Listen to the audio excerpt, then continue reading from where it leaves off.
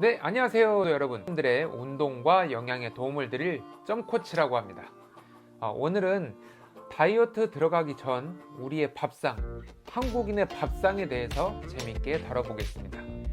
대한민국은 탄수화물 중독이라고 많은 매체에서 다뤄지고 있는데요. 그래서 생각해 봤습니다. 과연 우리는 언제부터 탄수화물에 빠져 살았을까? 그리고 탄수화물이 왜 건강을 해치는가?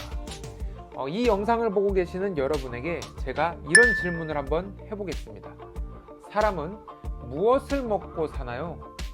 한국 사람이라면 대부분 아마도 밥입니다 라고 대답을 할 거라 생각이 듭니다. 네, 그렇습니다. 우리는 밥을 주식으로 하여 먹고 살고 있습니다. 그러면 지금으로부터 100년 전쯤 우리 조상들의 식생활은 어떠하였을까요? 자, 이렇게 사진을 한 장 보고 가시죠. 얼굴만한 밥그릇과 그 밥그릇보다 더 큰 국그릇이 놀라울 따름인데요. 한국인은 예로부터 대식하는 것으로 외국인에게 알려져 있었다고 합니다. 송나라 사신이 적은 고려시대죠. 고려 도경에서 이미 고려 사람들은 많이 먹는 것을 무척 좋아한다고 했습니다. 도대체 얼마나 처먹는 게야? 개화기 조선을 방문한 미국인 윌리엄 그리피스, 그의 저서 은자의 나라 조선에서는 당시 조선인들의 식사법에 대해 이렇게 얘기합니다. 우선 조선인들은 식탐이 많다. 또한 이 식탐은 빈부, 양반, 평민의 차이가 없어 보인다고 하면서 식사를 많이 하는 것이 그들 모두의 자랑이라고 했습니다. 식사 중에는 거의 말이 없는데 이유는 말을 하다가는 입안 가득히 먹을 수 없기 때문이라고 또 이렇게 재밌게 표현을 했고요. 많이 먹을 수 있는 것은 큰 덕을 가진 것이라 보고 어릴 적부터 아무 것이나 많이 먹을 수 있도록 훈련하고 있는 것으로 보았습니다. 그리고 조선 사람들은 그만 먹겠다고 말하는 법이 없으며 식사 때가 아니라도 먹을 것이 나오면 마음껏 먹어치우려고 했습니다. 그리고 고고학자 에밀 부르다레는 조선에 총 4년 정도를 체류하면서 대한제국 최후의 숨결을 집필한 프랑스인입니다. 여기서 그는 끝이 없는 조선인의 식탐은 허기를 채우기 위함이 아니라 배불리 먹기 위함이라 했습니다. 배불리 먹는 어른들은 요란한 트림이나 부적절한 소리를 내면서 흐뭇해한다고 하면서 특히 배만 볼록한 어린 아이들을 작은 요괴의 모습으로 표현하기도 했습니다. 대부분 기름진 고기가 아닌 섬유소로 가득한 보리밥과 채소로 구성된 식사라 열량은 작지만 부피는 상당했을 법합니다. 특히 어머니가 어린아이에게 무리하게 밥을 먹이는 것을 세비지 랜도어는 다음과 같이 묘사하였습니다. 나는 어린아이들이 밥을 너무 많이 먹는 바람에 조그만 배가 한없이 불러 거의 걷지도 못하고 숨조차 제대로 쉬지 못하는 경우를 본 적이 있다.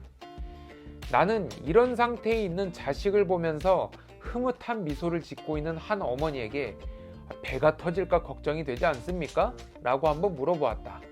그러자 아니에요, 보세요 하면서 그는 어린아이에게 서너 숟가락의 밥을 더 떠 넣었다. 그 후로 나는 내가 조선의 어린이로 태어나지 않았다는 사실에 감사하게 되었다라고 또 이런 재밌는 일화를 적어뒀는데요. 한편으로는 조선 사람들의 식탐의 주된 이유는 이러한 만족할 줄 모르는 식욕이나 대식 때문이라기보다는 그들의 예의 때문이다라고 하는 주장도 있습니다. 주인은 손님에게 차린 음식에 대해 부족함을 표시해야 하며 손님이 자신 앞에 차려진 음식을 먹지 않는 것을 큰 결례로 생각한다 라고 하였습니다. 어쩌면 이런 것들이 아주 어릴 적 내가 보았던 나이 드신 어른들의 생활 모습들을 떠오르게 하는 것들이며 낯설게만은 느껴지지 않는 모습인데요. 100년이란 세월이 흐르고 문화가 바뀌어도 우리의 DNA 속에 아직도 옛 조상의 흔적이 남아있다는 것일까요? 아니면 지금은 식문화가 변화하였다고 하지만 전통의 것과는 확실히 달라져야 하는 것들이 있습니다. 제 생각에는 조선은 농경국가였습니다, 여러분. 밥을 먹었으면 힘을 쓰는 육체 노동을 하기 때문에 탄수화물을 섭취하여도 에너지로 충분히 소모가 되었지만 지금은 어떤가요? 도시 빌딩 숲속에서 하루 종일 의자에 앉아 있진 않으신가요? 또는 코로나라는 녀석 때문에 집에서 누워만 있지는 않으신가요? 영양의 균형 따위는 생각해 본 적도 없이 음주를 즐기시는 건 아닌가요? 우선 우리는 빵, 면, 그리고 흰 쌀밥과 같은 정제된 단당류 탄수화물의 섭취는 줄이고 식물성 복합당 탄수화물과 양질의 단백질을 충분히 섭취해 주어야 합니다. 탄수화물 과다 섭취는 곧 혈당을 오르게 하고 혈당이 오르면 인슐린이 분비되어서 쓰고 남은 필요 이상의 탄수화물을 지방으로 전환시키는 악순환을 반복하게 되는 것이죠. 결국은 지방을 섭취해서 살이 찌는 것보다 탄수화물을 지방으로 전환시키는 비중이 더 커지면서 비만과 성인병의 원인이 되는 것입니다. 이렇듯 바르고 건강한 생활 속에서 만들어진 식문화야말로 우리가 후대에 전해줄 진정한 문화유산이 아닐까 생각해 봅니다.